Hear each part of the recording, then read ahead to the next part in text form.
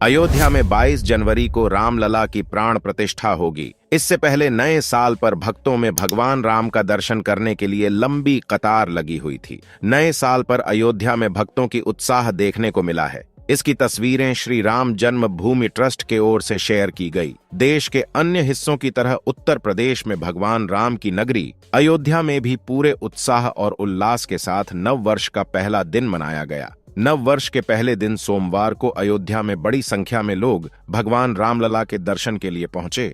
कई लोगों ने सरयू नदी में डुबकी लगाई, जबकि अन्य लोगों ने प्रतिष्ठित लता मंगेशकर चौक पर एकत्र होकर नए साल के पहले दिन का स्वागत किया। नमस्कार दोस्तों, स्वागत है आप सभी का एक बार फिर से। तो आज हम बात करेंगे अचानक अयोध्या पहुंचा सैकड़ों गिद्धों का झुंड, जटायु देख चौंकी दुनिया। इस बात में कितनी सच्चाई है। 14वीं शताब्दी में जब भारत में मुगलों का शासन हुआ तो श्री राम जन्मभूमि को नष्ट कर वहां बाबरी मस्जिद बना दी गई। 1525 में राम जन्मभूमि मंदिर को बाबर के सेनापति मीर बांकी ने ध्वस्त करवाया था। तीर्थ नगरी अयोध्या को सतयुग में वैवस्वत मनु ने बसाया था। यहीं प्रभु श्री राम का जन्म हुआ, जिसका जिक्र वाल्मीकि की रामायण में भी है। सालों तक चले राम राज्य के बाद जब श्री राम ने जल समाधि ले ली तो अयोध्या नगरी सूनी हो गई। लेकिन अब अयोध्या में बन रहे भव्य राम मंदिर को लेकर दुनिया भर के राम भक्तों में उत्साह देखा जा रहा है। 22 जनवरी को होने वाले रामलला की प्राण प्रतिष्ठा कार्यक्रम को लेकर हर कोई अपने तरीके से खुशी मना रहा है। कोई अपने सिर पर राम मंदिर का मॉडल लेकर घूम रहा है तो कोई भंडारे लगाकर खुशी मना रहा है। अयोध्या में राम मंदिर का उद्घाटन आगामी 22 जनवरी को किया जाएगा, जहां प्रधानमंत्री मोदी, उत्तर प्रदेश के मुख्यमंत्री योगी आदित्यनाथ और 6000 से अधिक लोगों के भव्य प्राण प्रतिष्ठा समारोह में भाग लेने की उम्मीद है। सोनिया गांधी, मल्लिकार्जुन खड़गे, नीतीश कुमार, ममता बनर्जी समेत राजनीतिक दलों के बड़े नेताओं को आमंत्रित किया गया है। वहीं फिल्मी जगत से अमिताभ बच्चन, माधुरी दीक्षित, अनुपम खेर, अक्षय कुमार, रजनीकांत, संजय लीला भंसाली, मोहनलाल, धनुष, रणबीर कपूर, आलिया भट्ट, अजय देवगन, सनी देओल, प्रभास, यश समेत अन्य हस्तियों को भी समारोह के लिए आमंत्रित किया गया है। आज हम आपसे बात करने वाले हैं दो अहम खबरों की, और दोनों की दोनों जुड़ी हुई है भगवान श्री राम की जन्मभूमि से।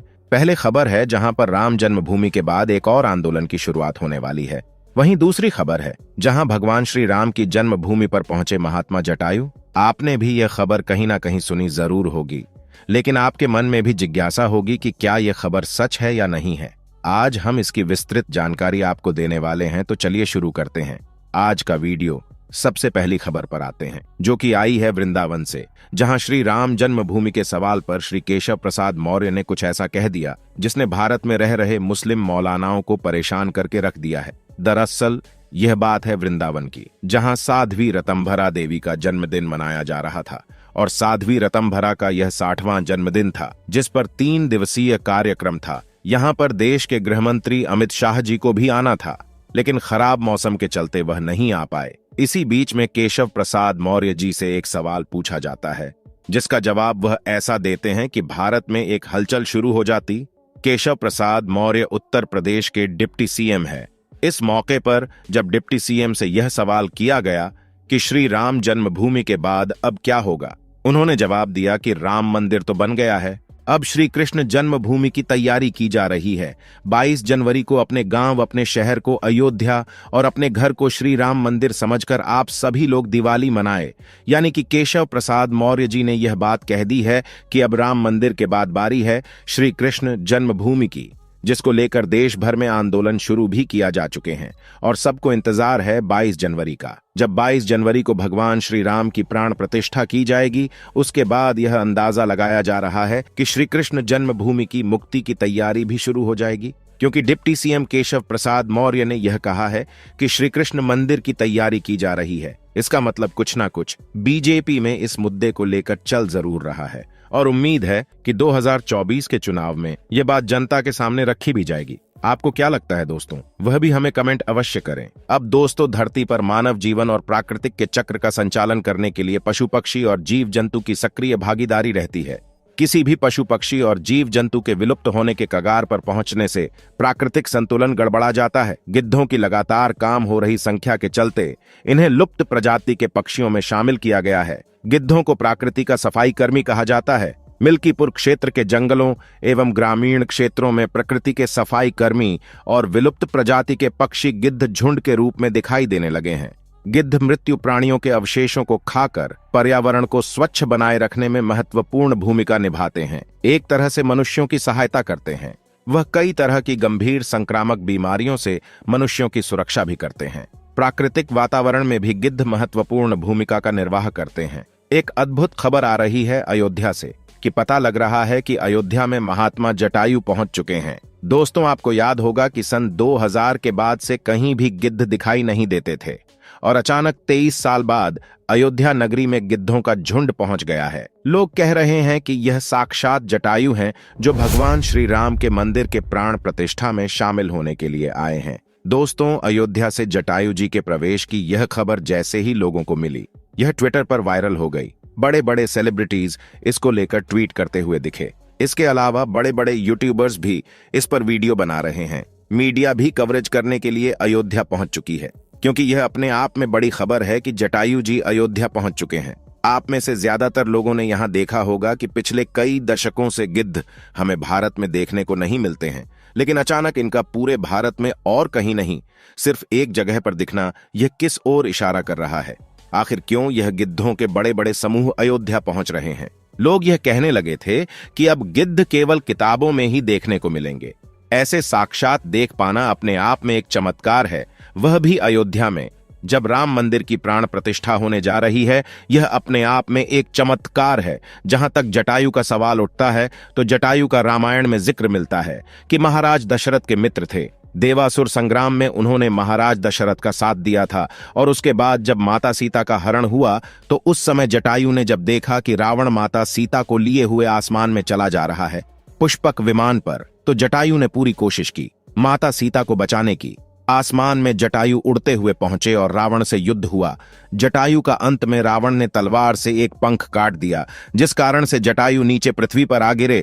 बाद में जब भगवान राम उनके समीप पहुंचे तो उन्होंने कराहते हुए जटायु को देखा तो उन्होंने हे तात कहकर संबोधन किया। जटायु जी ने श्री राम को सारी कहानी बताई कि माता सीता को रावण लेकर गया है। भगवान राम ने यह भी कहा कि हम आपको अमर कर देते हैं, लेकिन जटायु ने कहा कि नहीं, मुझे अमरता नहीं चाहिए, मुझे ऐसा समय दोबारा नहीं मिलेगा। अभी आप हमारे सामने हैं। मैं कितना भाग्यवान हूं कि आपके हाथ में, आपके सामने हमारे प्राण निकल रहे हैं। अगर अमर हो गए तो दोबारा ऐसा समय नहीं आएगा। जब जटायु ने प्राण त्यागे, भगवान राम ने अपने पिता की तरह ही उनका अंतिम संस्कार किया था। तो आज लोगों को यह आश्चर्य हो रहा है कि जो गिद्ध लुप्त हो चुके थे, यहां तक कि सरकारी दस्तावेजों में दर्ज किया जा चुका था कि गिद्ध एक लुप्त प्रजाति है, लेकिन अचानक से 23 साल बाद अयोध्या में प्रकट होना जटायु का, यह बहुत बड़ी बात है और किसी चमत्कार से काम नहीं है। अयोध्यावासी भी ऐसा मान रहे हैं, यानी कि जिस प्रजाति के बारे में यह दुनिया यह मान बैठी है कि यह प्रजाति अब दुनिया में एग्जिस्ट ही नहीं करती। लेकिन भगवान श्री राम की महिमा ऐसी है कि जैसे ही मंदिर की प्राण प्रतिष्ठा की शुभ घड़ी आई, न जाने कहां से जटायु महाराज स्वयं साक्षात अयोध्या में प्रकट हो गए। भगवान की महिमा अनंत है। उसको यह क्या, सरकार क्या, दुनिया क्या, वैज्ञानिक कोई नहीं जान सकता। आज जटायु जी का अयोध्या में आना यह वैज्ञानिकों को भी चुनौती देता है, उन नास्तिकों को भी चुनौती देता है और भारत में कन्वर्टेड हो चुके हैं उन कट्टरपंथियों को भी चुनौती देता है जो ये कह रहे हैं कि भगवान श्री राम का मंदिर हम एक न एक दिन गिरा देंगे जब हमारी सत्ता आएगी।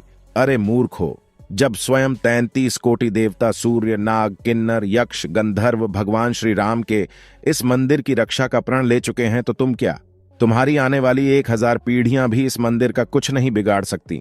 दोस्तों, इस खबर ने पूरे भारत में तहलका मचाया हुआ है। न सिर्फ भगवान श्री राम को मानने वालों में, बल्कि जो भगवान श्री राम को गाली भी देते हैं वह भी मजबूर हो गए हैं भगवान श्री राम की महिमा मानने को। यहां एक चीज कहना चाहेंगे, जो लोग गाली देते हैं उनके ही किसी शायर ने लिखा है कि फानूस बनकर जिसकी हिफाजत हवा करें, वह शमा क्या बुझे जिसे रोशन खुदा करे। तो जब प्रकृति खुद आ रही है, भगवान श्री राम की प्राण प्रतिष्ठा में कुदरत के नए नए चमत्कार हो रहे हैं। ऐसे मंदिर को गिराने वालों को एक बार सोचना चाहिए कि क्या वह कभी गिरा पाएंगे। हमें तो लगता है कि बड़े से बड़े कट्टरपंथी जिस प्रकार से नष्ट हो गए, उसी प्रकार से एक दिन वह भी नष्ट हो जाएंगे। तो दोस्तों, ये थी आज की वीडियो जिसमें हमने आपको बताई 2 खबरें। पहले डिप्टी सीएम केशव प्रसाद मौर्य ने क्या कहा, और दूसरी खबर जिसने वैज्ञानिकों, सरकार और नास्तिकों सबको हिलाकर रखा है, जो कि आई है अयोध्या से।